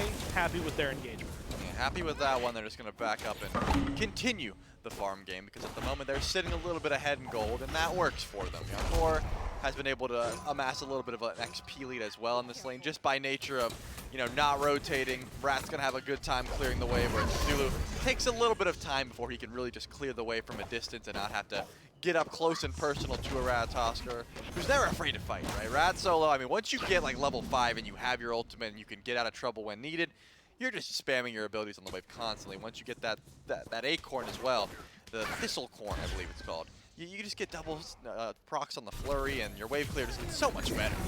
Yeah, you feel like you can survive, right? You're safe in numbers. And even if you ult in, you feel pretty safe. Speaking of pretty safe, Zapman drops the Sanctified Fields, is going to be able to pull 2 people in on that, but now has to get out of here. Minions doing their work. Oh no, the heart bomb! Well shot by Stuart, and finds the kill. A rotation from oBoronic as the Chernobog as well. There was not a lot of options for Zap to stay alive there. I mean, that's exactly what I would have done. Went to the wave and said, you can't land the heart bomb through this wave, but Stuart is a marksman. He lands it perfectly between those minions and makes sure to confirm that kill. And honestly, what looked like a decent fight. I mean, Stuart dashes pretty early on. Once the Sanctified Field goes down, I was thinking a possible chase, but you gotta watch out for that Chernobog, who's on your team. However, it was oBoronic taking control, stealing that ultimate for themselves, and ulting in to make sure that one goes down. So Zap gonna have to think a little bit extra hard about trying to take those 1v1s, and an extra kill going the way of the Solar Scarabs. Maybe an extra kill going the way of the Leviathans here. No inbound. That double dash from Terra, man, it's just so safe. And especially when you root people on the way out. Hey, Zapman, ult's down, beads are down. Just the time to gank, but Sheento has come over to help. Sam uses the ult to get out of there. Panitom's rotated in, looking for the damage. Goes for the ult and is immediately on Stuart. One more auto, gets the kill, and now turns for Sam. Root just shy from Ronngyu, but it doesn't matter. Panitom is able to find the double and help out the duo. Inbound is still here, but extremely low. Trying to steal this purple buff could be the case, and a little early on the clap there. I was wondering if the rotation would lead the Leviathans over towards this Gold Fury. And it looks like that's exactly what we are going to see. The Oracle Vision is here, so oBoronic is well aware of this, but will he get there in time? Yeah, looping around the wall. Will get spotted out. Sheento knows he's there. Ward placed. And that's all it is. Yeah, he's not going to go in. He's not going to play anywhere near as aggressive as necessary. Could have stolen it. Probably would have died if he walks in. Or actually, let's rephrase that. Definitely would have died if he walks in. Maybe could have stolen it. And so makes the safer play. Doesn't die, doesn't try to steal. And now the Leviathans find themselves up pushing to 2,500 gold now, as they are in a comfortable spot. Pyromancer spawns in, and it feels very similar to the pacing of last game. A lot of back and forth, Scarabs getting some good kills, but the objective's still going over to the Levi's. Yeah, and Sheento also playing that exactly as you need to. Whenever you hear a Mori come towards you, just start spamming auto attacks in every little direction, and then Bronic's like, if he clips me with one of those, I don't have an escape, I don't have an ultimate, I'm just going to not go for this play, and definitely the smarter call, because even if you do steal that, which is a very low odds, you're definitely dying, as you mentioned. You don't want to hold on to your relics. Pyromancer starting up, and that's a snowball that you don't know if you're going to be able to stop. So now it looks like the Leviathans are going to head over towards this Pyromancer, more specifically Scary D, but he's got the immunity there. Wow. He's got one form of CC immunity, and he made sure to use it. It's not often that you see a Cthulhu forced to use his ult as the defense, though, right? I mean, it kind of happens occasionally, but that Zap, egregious is big. Zap's going to drop the Sanctified Fields, just trying to stay alive. It actually might help him out. Sam's off the horse. CC immunity's gone. He's going to turn one around. He might die, but it takes so much to get that going. Pyromancer, meanwhile, for the Levi's Scary, stuck under base. They might not get anything big, but a 1-for-1 trade thanks to Zap's heads-up play. I mean, that's a 1v3 and then a 1v4 because Boronic's like, you guys need help? I'll fly in if you have to. Flies in a little bit late. Zap does fall down, but certainly worthwhile. Gets the kill onto Scarabs, and because it took so long to get that kill, the Tier 1 tower actually stays up as well, while his team, of course, was getting that Pyromancer. So the gold certainly in favor of the Leviathans, and the all-out aggression from Scarabs does not net them too much as is. Stuart had to back up as well. I was going to say, if Stuart was able to just push some waves under, maybe look towards the purple buff, things like that, could have netted the Scarabs a little bit more gold. Not going to be the case. And now Zap's back, and his purple buff is sitting there waiting for him. So beautiful play. The Sanctified Field, I mean, you just can't fight into that without CC immunity. Yeah, and it starts out well for Sam, right? Because the ult has the CC immunity. He's rushing in, feels good, and then he's off. And all of a sudden, it starts to crumble. Stuart's outside. And so he maybe feels pretty solid about that, and that's where a lot of that damage comes from. But this, again, just a good play. Doesn't even burn the beats, or has them back now, I should say, because he got them burned a little bit earlier. So it's going to feel pretty, well, I don't know if comfortable is the word I want to use. He's going to feel pretty Olorun about it as of right now. And it comes down to these small questions. I mean, Pele, admittedly someone that I think is worth talking about because Scream has been showcasing how hands-on this pick can be, something Panitom's played in the past, though, and has looked good doing so. And it feels like the Leviathans are playing for this 5-on-5, this team fight phase, while the Scarabs are still looking for the picks. And if they're able to find them clean, that would be one thing, but not finding them cleanly, kills being turned around, 4,000 gold now separating these teams, which is outrageous for the amount of time that it's taken in 13 minutes. And about the same amount of experience going their way. Feels like we're starting to really see those gaps, especially in the jungle. Oh yeah, and we also are getting to see Panitom itemize, I think, the exact perfect way that was needed. The Brawler's Beat Stick right away for the healing from the Terra, from the Cupid, that sort of thing. Immediately into the Erendite, which is going to reveal Oboronic whenever he's stealth, and also just give him crazy amounts of movement speed to try and catch up with that ultimate ability. So I think Panitom is doing exactly what needs to be done. Possibly a Magi is coming soon as well, just in case.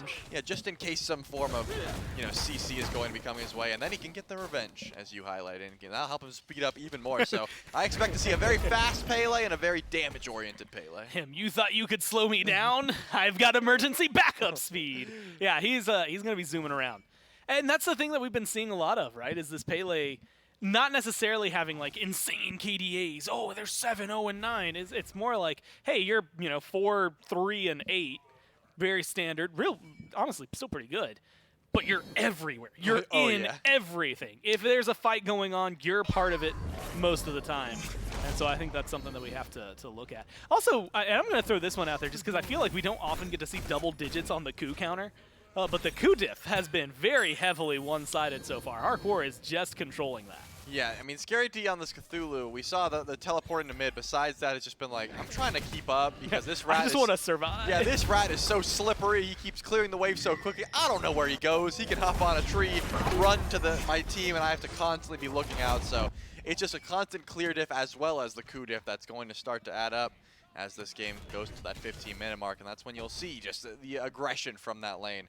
And I do want to see Jarcorrr start to rotate towards these team fights. This next Oni Fury is going to be massive for the Levi's, and of course if the Scarabs could confirm it for themselves, that would really put them back into this game gold-wise, and as well as just map state-wise. That would be exactly what they needed. So if Jarcorrr makes that rotation over, has teleport available, I wouldn't be surprised if it's just back, finish that item, and head right towards that Fury. I mean, at this point, I just like where their standing is at if you're the Leviathan. In fact, Sam needs to play this carefully. 4-level difference between him and Jarcorrr. Jarcorrr is on the branches, and he does not mind diving a tier 1, but that's going to be the blink from Sam. Roots there, but the ult gets used in retaliation. A lot invested to try and kill off Sam. And Zap, here we go. Well, he's going to get the Sam treatment on the other side of the map. No sanctified fields to his name. Beads egg is used. He's getting good damage, though. Oh, almost threads the needle and gets Oboronic, but loses out on that one and drops down for the 3rd time this game. Yeah, that was looking like the easiest kill of Boronic's life, and then it turned into, guys, help. Like, I thought the stun would have certainly confirmed that one, but Zap did have to double relic and stalled out. He's been fighting down 1-2-man disadvantages and still been able to find tons of damage and return kills. That's what the Olorun brings. However, what are the Scarabs going to do now that Zap's gone for 15 seconds? It looks like fight over a purple buff, pick it up, and that's about it, heading back to base. They would have loved to be able to go for something like that Fury, but given the situation, Scary D's still in base, has a teleport to be used, but it looks like the Scarabs aren't really feeling that heat just yet, feeling that pressure that they need to make a pull, that they need to make a play. If they can keep picking Zap, they'll be in a good spot. A lot of their players are low and forced back. Like you said, look, I'm looking at an Olorun with no beads, no Aegis, no ult. I mean, that's a kill, right? I mean, that's all that is. If Zap leaves the tower line, admittedly, at 16.5 minutes, if he's in the tower, at tier 1 at least, might just be an easy kill for them to go for. Fury, I think at this point, starting to get very important. Fire Giant, Pyromancer, all of these things the Scarabs need to keep in mind and keep in sight because they are down 4,000, 5,000 gold, starting to approach 6,000 with the farm from the Levi's. If they can get that, it will come under a little bit of control. But you can see this grouping left side. Yark is here. 3 Scarabs, 4 Leviathans, and a little bit of help in the Trebuchet. So whether it's a tower, a kill, or a Fury, they'll be fine. Meanwhile, Sheento's on the other side of the planet. Yeah, he's doing the Pyromancer by himself successfully. No health really missing. And so guess what? He can go split push on right, and if his team needs him, he'll show up. Yeah, I actually love this play because now Sheento gets to push up right, and they know the Pyromancer's down. The Scarabs have not yet started any sort of pull, any sort of engagement, and now Sheento's going to keep grabbing more and more gold until the Scarabs decide to do something. If they don't, they're going to lose that tier 2 tower. Sheento can fly in, and the Oni Fury's going to be up next. No one is heading right. The Scarabs have to go in here. They have to play this carefully, though. Ronngyu might get caught out. Scary D was rooted. Seems like he's slow on the engage. 2-level difference between him and Jarcorrr. Jarcorrr showcasing that with some decent damage. Sheento just trying to get a tier 2. Scarabs still nothing. Stuck in limbo. Yeah, they can't aggress. They can't lock anyone down. They're running. And now they're turning right back to their base. One more wave here, which is normally the Zapman thing, but this time around it's going to be Sheento. And he's going to use that wave to get a tier 2. Should be a clean push. Yeah, once Sheento grabs that tower, he doesn't even have to use the ult. Just waltz on over. No one's going to stop him. It looks like the Oni Fury could be next on the chopping block. Again, the Scarabs are not feeling confident enough to go for a fight here. They have not drawn that line in the sand. This is what we're going to defend. This is what we're going to fight for. The tier 2 tower is going down, but looks like the Levi's are actually going to retreat here. They don't want to go that far. They don't want to throw and overstay their welcome. It looks like they got some free gold on the right side of the map. 8K gold lead. Might as well go back, spend some of that gold before you go for plays like that. I was going to say, talk about weighted pockets. The amount of gold they have going for it's going to keep them trudging. It's leg day every day when you're carrying that much weight. Panitom, though, might be stuck in a fight. Knock up from Jarcorrr onto oBoronic, and they're going in for it. Transforms into the Cthulhu, uses the ult, but Jarcorrr is chasing him down, and Sheento joins the fray to get the kill. Now the chase is on. Great save from Ronngyu onto Panitom, but it might not be enough to keep him alive the second time, but it doesn't even matter, because it's a double kill for Sheento. It's a single kill here for Jarcorrr, and Scary D gets taken down by Zap. It's a 4-for-1 swing, and the Levi's are cheesing. And it looks like the Levi's are going to go for that tier 2 tower, but I don't think they're going to stop there. This Phoenix is up next. It's up to Inbound, the level 13 Terra with Divine Ruin to try and stop this Phoenix from going down, and I don't think that's going to be an easy task. This is going to be a good-looking Phoenix, though, if you're a Leviathans fan. Zapman's going to take some damage from it. Jarcorrr can't really tank it up. They got minions to help it out. Talk about a tall order for Inbound. I don't think he has much to worry about. Might not be the place he wants to go, though. He dashes back onto the map. And that Inbound, it was his ward that was there, but it might as well have just been a headstone, because that was a grave. And now, Fire Giant, free, open, and just an easy option for the Levi's. Now the Leviathans take the fight, and again, this all started from a Gold Fury and Oni Fury dance, while Sheento is split pushing. The Scarabs never decided to get aggressive. They did fight, but it was after the fact. They decided to fight after they had already lost, and then, you know, it looked like the Oni Fury wasn't even on the table anymore. That's when the Scarabs went in. They lost that fight handily, give up the tier 2 in mid, give up the Phoenix in mid, and now lost the Fire Giant in mid. And while that was happening, Panitom was playing zone duty over here on the left side of the map, and he's not going to let that Oni Fury go down either. I was thinking the Scarabs could at least grab that, but they are playing this map so well, splitting it up as basically as well as you can. I mean, oBoronic has used that global presence that Sheento has a few times, just for ganks on the Zapman. Besides that, Sheento has been the one controlling the skies, and it's just a little bit too much for the Scarabs to handle. Yeah, unfortunate for him, because at this point, look, 12,000 gold, you're going to feel every ounce of that. I mean, you know, kills 9 to 5, it's not that outrageous. Towers, none have fallen for the Leviathans, only 2 still standing on the side of the Scarabs. I have a feeling with this power play and this Fire Giant, that's going to change pretty soon. Coup-wise, we joked about it earlier, but complete dominance, 11-0. And I think you get to see it in pretty much every aspect of the game, except for the kills. How strong the Leviathans have been in the lead and in control. Yeah, it's not looking the greatest. Ronngyu does have the Emperor's armor. Forwent getting any sort of cooldowns there, because it's just time to go for these Phoenixes, and you know, the Phoenix is going to be doing a little bit more damage than the rest of the Scarabs at this point. I don't even think that's a roast. The Phoenix just hurts. Yeah. And you got to put some respect on it. Ronngyu knows he's the one who's going to be tanking, so might as well get the Emperor armor so they can survive just a little bit longer. But finally, this left side bird will be sieged here shortly, but it looks like the Leviathans are going to use a bit of their presence to try and split up the rest of the Scarabs. Send someone to mid. Don't give any sort of gank opportunity. You don't want a 5v5 underneath this bird if you can help it.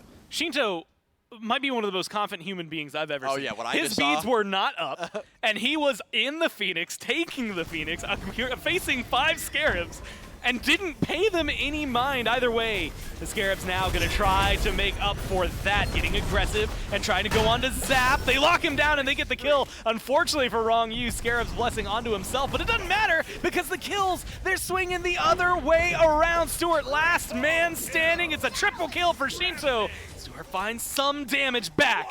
Make sure that it's not a full force Leviathans. Sheento picks up 4, and the Leviathans win game number 2. Yeah, with the quadra kill from Sheento, the member who was just farming throughout this game. Still 6-0 with 6 assists, by the way, a part of 12 of the 14, but using that global presence to split up the map, never had to show up into the fights until he was needed, and that's where all that farm went, to get himself some nice crit and rotate into those fights. Unfortunately for the Scarabs, a decent fight back at that Phoenix, but at that point, your mid-bird was already down. Your Titan was like 30% HP by the end of that fight. There was really just no coming back from that one.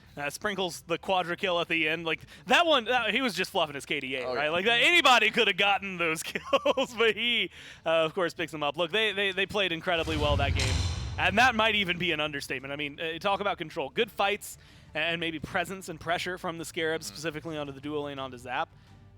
But outside of that, Levi's get the, I mean, I keep saying it, but they get the coup, they get the Furies, they get the Pyros, they get the Fire Giants, they get the Towers. I think at the very end, they finally had lost at least 1 from Sam. But other than that, it was just complete control. And they got the Titan. And the Titan. I just wanted 6. That's the most important one. Yeah, I just wanted 6. Either way, yeah, they looked phenomenal, and it just seemed like a lead that was too hard to come back from. Yeah. The Leviathans have certainly tightened up those screws, and looking tough to beat. A necessary win for them here, yeah. right? I mean, Very they true. get 1, they save themselves from having to play the tiebreaker against the Warriors, which realistically saved the Warriors from having to sit in the break room for any longer than they wanted to. They feel pretty good about themselves. Find a 2-0 victory here, but we'll kick it to the desk where they can break it down. Thank you so much, Gore and Charlie. And actually talking about the Warriors, I don't know if you could hear Mifflin during that very first game, but when the Leviathans started getting kind of that ramp up to winning game number 1, the Warriors were going crazy. They were getting some cheers out there like, yes, we don't have to worry about a tiebreaker. I was sitting with them. Oh, I saw you come from the back room. That's why I didn't know if you were back there with them or not. I was right there with them, Oh, man. you were right in the middle of the fray. But game number 2, game 1 wasn't enough for the Leviathans. They wanted to make sure they can clean sweep out the set. They take game 2 over the Solar Scarabs. Some fight back from the Scarabs, but not quite enough. The Atlantis Leviathans, Sheento over on this pick in the mid lane, just looking so phenomenal. Even with some of these kind of sketchier team fights the Leviathans had gone into, they were just so far ahead by the time they came around. Yeah, I mean, exactly as you said. I saw a fight, started to go well. I'm seeing double Cthulhu on the screen. Then I looked at the top and I was like, oh, it's like 10,000 gold separating these guys already. And this is not a particularly long match. So the Leviathans win this one just by superior macro farm. Reminiscent of the King's playstyle, the Solar Scarabs just could not keep up in resources. Experience gold just far outnumber in those 2 resources. So the Leviathans put themselves in a very good position to win out on this match. I had thought the Solar Scarabs had started this game very well. The double Lancelot transformation early on to chase out wasn't really easy for Sheento to survive some of those engagements, but by the time the 5-stack had started up, the Leviathans were just about done with them, man. It was clean and clinical and most of all, very fast. Yeah, I mean, this was barely even 25 minutes of play, if even that. I mean, this is the game-winning play out of Sheento at 22.5 minutes, and at this point, you look up at the top and you're seeing a 15,000 gold disparity. Not quite in as many minutes, but still very decisive. A quad for Sheento to close the game out, and the Leviathans take a 2-0 over the Solar Scarabs, which does guarantee the Leviathans get themselves that 5th seed moving into Masters, which does change up a little bit of how their group stage will end up playing out against some of the SCC teams out there. And definitely a much needed win for the Leviathans to get that boost back up before they go into this big event. Yeah, just good to make sure that you're not stumbling too much. I know that they can't be happy about the previous set, so being able to find some revenge here up against the Solar Scarabs, obviously good to get the mentals in check as we start to move into Masters. The Leviathans, of course, the reigning world champions. Everyone kind of surprised with where they are in the standings. I'm sure they're due for a resurgence shortly. Yeah, not the most ideal spot for them to be going in at least phase number 2, but they still got Masters, and they still got another phase before we start getting ready for Worlds and all that kind of fun stuff. But we got the support of the Leviathan standing by. Ronngyu for our post-game interview. Congrats on your 2-0 win over the Solar Scarabs. And moving into Masters, what are some of the things that maybe your team are going to try and be working on to get you guys ready for that next event? To be honest, man, I was like, if we lose this game, I'm pulling the Jano supporter again. I have a feeling it's gonna work in some points, but I don't know. We're gonna, prepare with some gods, some strategies, some mental, some screams, and yeah, hopefully we get the W. Yeah, hopefully so. And with this Masters event, as you know, it's not just the SPL teams. We're going to have the top SCC teams from both NA and EU coming out there. Are any of those teams maybe sticking out to you guys as maybe one that could maybe make a run somewhere? I think it's Othin, the OAth. I think Yeah. that's the only one that I heard, because OAth is just every rank game spamming Osiris Ireland. Hate that guy. Hate that guy out there. But yeah, I think the SCC teams all have a chance against SPL because it's like a different play style. They go cheesy and you lose one game, and then who knows what happens next. But yeah, it's gonna be fun. Yeah, it should be fun seeing how the EU and the NA play styles come out there. Oath from the Eldritch Hounds, #1 seed from NA, maybe a thorn in the side of you and some of your other ranked players out there. How does it feel, though? You guys came out here, you're reigning world champs, having a little bit of a struggle. I mean, what's kind of the bounce back for the teams just to kind of get you guys ramped up for these kinds of games and events? Well, we're having kind of some personal problems, but it's okay. We're figuring out, and just Zapman leading us to this tournament and see what happens. All right, well, we'll see if anything can work out for you guys in the Master Tournament. Congrats on your win today. I'll let you get back to celebrate. Thanks for coming by. Thank you. Is getting the team ready and getting everybody kind of back in the swing as the Masters event is coming up, because Mifflin, it's not like we're taking a week break and they get recuperate and get ready. Masters just 3 days away. It starts on Wednesday. Masters will have all 8 of the SPL teams in the top 4 NA and EU SCC teams coming out there. But let's take a look at the schedule, because this is a long weekend. 8 full sets of play, and every single one of them going 2-0 this weekend. Not a single game 3. And maybe the most impressive out of all these was the Jade Dragons. Just like the Scarabs, coming in with a completely new jungler to their team, at least as far as immediate's concerned. Though still some old synergy from some of the old heads on that team, but starting out every single day and 2-0ing every single team in fairly dominant fashion too. Very impressed by the Dragons on this resurgence. Yeah, I thought for sure they were at least going to lose one of these sets, right? It's so difficult to prepare for 3 distinct, very different teams. You talk about the Tartarus Titans, one of the top in the league, who've got their own style, as opposed to the Solar Scarabs, who I suppose are still working on finding their style now with some roster changes, and the Oni Warriors, who play completely differently from the other two. Regardless, the Jade Dragons were able to play their own game and win out cleanly, 6 straight dubs. But I gleaned one thing from that interview, J-Mac, that I want to make sure we highlight before the day ends.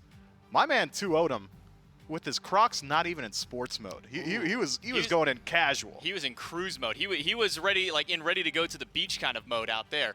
Ready for that Summer Masters to be kicking off. We'll take one final look at the standings of Phase 2 of the SPL. It's the Camelot Kings out on top, Olympus Bolts, and the Jade Dragons, with the most impressive turnaround at the end of a phase. 1 weekend, 3 sets, and they jumped from 6th seed to 3rd. Moving into the final phase and moving into the Masters tournament. Absolutely mind-blowing run that the Jade Dragons have had this weekend. Yeah, and now the Jade Dragons, we'll see whether or not they can keep up that momentum as we start to move into Masters. Of course, we've been saying it all day, but I'll reiterate it. Starts on Wednesday, ends on Sunday. 20 individual sets. That's 4 per day. I'm going to be here, so you need to be here too. And Mifflin, that's just week 1 of Masters. There's one. There's a second week that's going to happen after that, where we take, if I'm not mistaken, the top 8 teams from this first week, and then we pit them against each other, and then we get to crown an actual Masters champion for phase number 2. A lot of sets of SMITE coming up for Masters. You are definitely not going to want to miss out on any of that. We've said it many, many times. Mifflin just said it. I said it. I'm going to say it again. Wednesday, 11 a.m. is the time to be here when we kick off this momentous event, this big event for all 16 of the teams out there. All 8 SPL, top 4 NA SCC, top 4 EU SCC. So some of those amateur teams that you've been seeing and watching over the course of this phase are going to be playing out here up against the pros. We'll see maybe if we can see some upsets like we saw last time, though, Mifflin. Maybe. I mean, upsets always capable of happening, right? But they're upsets for a reason. We can't go in expecting them. Well, I guess we can't really expect anything out there. Maybe some expectations for some of those top teams. Hex Mambo, Eldritch Hounds, the top 2 teams out of those 2 different regions distinctively with EU and NA respectively, have a lot of tenure talent on their side. We even got to see a little bit of that talent with Oath making his way up for at least a sub for the Solar Scarabs. You'll get to see him bright and early with the remainder of his team kind of battling out here for the NA region. Yeah, look, I had an opportunity to talk to each one of these SPL teams that were in the studio today, seeing whether or not they were concerned about how the seeding shakeups were going to happen, how the group stages would be affected. And I said, hey guys, if you had to pick the SEC team you need to play against, who is it? And every single player gave me the exact same answer. You wanna hazard a guess here? I'm gonna say it starts with an H and ends with ounds. Yeah, so hounds. no, they said they don't care. They simply are not concerned Okay. with the SEC. These SPL players so confident in their ability and the culture shock between SEC and SPL that they weren't worried about their seeding. They said SEC's got something to prove. I hope that puts a fire under those SEC boys' heels, I suppose. Put a fire under their britches. Yeah, I was gonna say like butt, but I was like, that sounds corny. Yeah, you go with britches. I think that's the that's better. the less cornier way of saying Yeah, that I appreciate one. But, that. I mean, with the NESCC, we did see the Eldritch Hounds make a run in the last Masters. They eliminated the Solar Scarabs, moved on with the other 7 SPL teams to move into the second week. Unfortunately, then ended up falling in week number 2 shortly after. But still an impressive run to be able to find not even just a game win, but finding a set win against any of the SPL teams is definitely going to be a massive story for any of these SCC teams. And we'll see if any of them can make that run. I mean, we're looking now kind of down the board across the way for some of these teams. Camelot Kings look nigh unstoppable. Olympus Bolts maybe a little shaky there at that second seed. Jade Dragons on the rise. Even down when we get to kind of the lower end of the bracket there, Solar Scarabs looking a little bit shaky. They were the one team that did fall in Masters 1 to an SCC team, the Valhalla Valkyries. Now kind of back on a rise. We might see maybe some upsets, at least within our own SPL teams, Mifflin. Maybe. Look, I feel like the SPL is starting to I don't know, what's the word, smooth out a little bit. The top is starting to develop again at the top. I feel like in Phase 1, it was a little bit more interesting in that it felt like anybody was taking games off of anybody. And I mean, I suppose at times with the Valkyries now showing the capacity to find a couple of wins, the games can be a little bit different, but I'm not certain, man. I mean, the Kings are at the top. That feels like just a definite truth. The Tartarus Titans right behind them. The Olympus Bolts slightly behind them as well. I'm not certain. Well, now we do get a look at our Summer Masters brackets for all of our individual groups. Group number 1, the Valhalla Valkyries, Eldritch Hounds will be that first best of 3 in there. Camelot Kings and the Gilded Gladiators as well. Talk about a very tough match for the Gilded Gladiators right out the gate, having to go against the Camelot Kings. But there's still even more. This is bracket number 1 of 4 out of all of these groups that are going to have to play through there. Our second one, the Olympus Bolts and the Xibalba Storm, and Hex Mambo and the Solar Scarabs to face off against each other in that second round there. Hex Mambo, the number 1 EU seed with some very tenured talent on their team, could maybe put a little bit of a fight back up against Solar Scarabs. We've seen kind of the craziness of the Xibalba Storm. Maybe they can wrestle things up with the Olympus Bolts. By the way, all these matchups, best of 3 throughout this group stage all the way through. No best of 1s like we had in our previous one. It's strictly best of 3s all the way through these group stages. Next up, Jade Dragons, Athenian Sages, and the Oni Warriors and the Highland Ravens. Lots of big talent, lots of fresh talent on some of these SCC teams as well, especially with teams like the Athenian Sages, the shakeups around with the Highland Ravens that they've had throughout their phase, and the Oni Warriors and Jade Dragons. Now with Jade Dragons on their new jungler, we'll see if the Athenian Sages can handle the new pressure from Scream. And then our 4th and final bracket. I know, I've gone through a lot. Remember, there's 16 teams to go through, 4 teams per group going out. Atlantis Leviathans and Kowloon Wardens with some former SPL talent in the Wardens. We'll see how they can fare against the former world champions, and the Tartarus Titans and the Aru Scorpions. Maybe the most impressive thing out of the Aru Scorpions is that this was a team that came from the absolute bottom of the EU SCC in phase number 1 and made a pretty impressive run in phase number 2. Yeah, phase 2, significant improvements from the Aru Scorpions. Whether or not the improvements are enough to line up against the Tartarus Titans, one of the premier teams in the SPL, to be determined. These are always the events that I look forward to most. I know the fans at home, they're thinking to themselves, man, Worlds is pretty hype, things like that, maybe the Masters events. I love seeing when these players get to play interleague matches. SCC versus SPL, seeing this new up-and-coming talent play against these tenured veteran players in the SPL, always so incredibly fun, because SMITE is an interesting meta in that it feels like almost every year we get new players into the SPL, new teams, and this is our first look at how well they can compete. And it always feels like we get some different metas just between some of those individual teams, regions, and leagues themselves. But that's all we got for Phase 2 of the SPL. Make sure that you're tuning in on Wednesday, 11 a.m. for SMITE Master. On behalf of myself, Mifflin Production, everyone behind the scenes, thanks for watching, and we'll see you Wednesday for Masters.